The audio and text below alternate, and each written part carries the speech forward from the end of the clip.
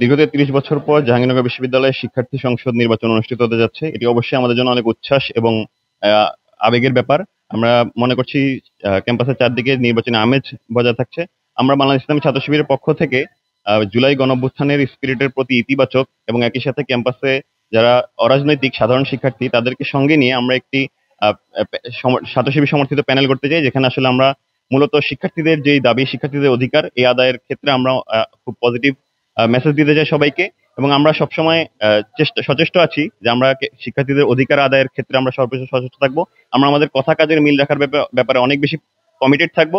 আমরা আমাদের যেই প্রতিশ্রুতিকে আমরা আসলে কাজের মাধ্যমে বাস্তবায়ন করতে চাই। সময় নির্ধারণ করেছে সেটি গতকালকের একটি আকস্মিক নোটিশের মাধ্যমে দেওয়া হয়েছে, যার কারণে যারা ভোটার আছে, সাধারণ ভোটার এবং প্রার্থিতা করবে যারা, তারা তাদের যে বেতন ক্লিয়ারেন্স বা আইডি কার্ড জটিলতার কারণে বা অনেকে লাইব্রেরি ক্লিয়ারেন্সের জন্য গিয়েছিল, তাদেরকে অনেক সময় অফিসের লোকজনকে পাই নাই। তা আমরা শিক্ষার্থীরা মনে করতেছে এবং বাংলাদেশ জাতীয় ছাত্রদল মনে করতেছে এই 2 দিনের সময়টা খুবই অল্প সময়। এই জন্য সাধারণ ভোটাররা এবং প্রার্থী যারা আছে তাদের একটা আবেদনের প্রেক্ষিতে আমরা কমপক্ষে নির্বাচন কমিশনের কাছে একটি অ্যাপ্লিকেশন করেছি যে কমপক্ষে যেন 2 দিন সময় যাতে বৃদ্ধি করে, এই সময়টি বৃদ্ধি করার জন্য আমরা নির্বাচন কমিশনের সাথে একটি অ্যাপ্লিকেশন দিয়েছি। আজকে এবং আগামীকাল মনোনয়নপত্র জমা প্রদান এবং জমা গ্রহণের তারিখ রয়েছে।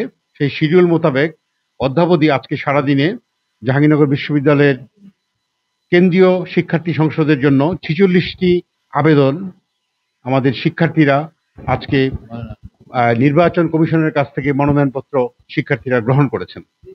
মনোনয়নপত্র প্রদান এবং জমা গ্রহণের তারিখ বৃদ্ধির জন্য আমরা এই ইস্যুটিও আজকে রাত 8 ঘটিকায় নির্বাচন কমিশনের একটি সভা আছে, সেই সভাতে আলোচিত হবে।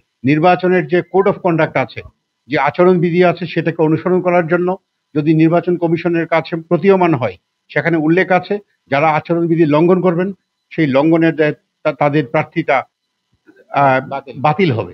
আমরা ইলেকশন কমিশন থেকে সংশ্লিষ্ট সকল শিক্ষার্থী সংগঠন যারা আছে, যারা এই ধরনের ঘটনার সাথে সম্পৃক্ত, সকলকে আবারও অনুরোধ করছি যে বিশ্ববিদ্যালয়ে যে সুন্দর একটি পরিবেশ আছে, সেই পরিবেশকে অক্ষুণ্ণ রেখে শিক্ষার্থীদের প্রাণের দাবি জাকসুকে সম্পন্ন করতে আপনারা সহায়তা করুন এবং সকলকে দায়িত্বশীল হওয়ার জন্য অনুরোধ করব।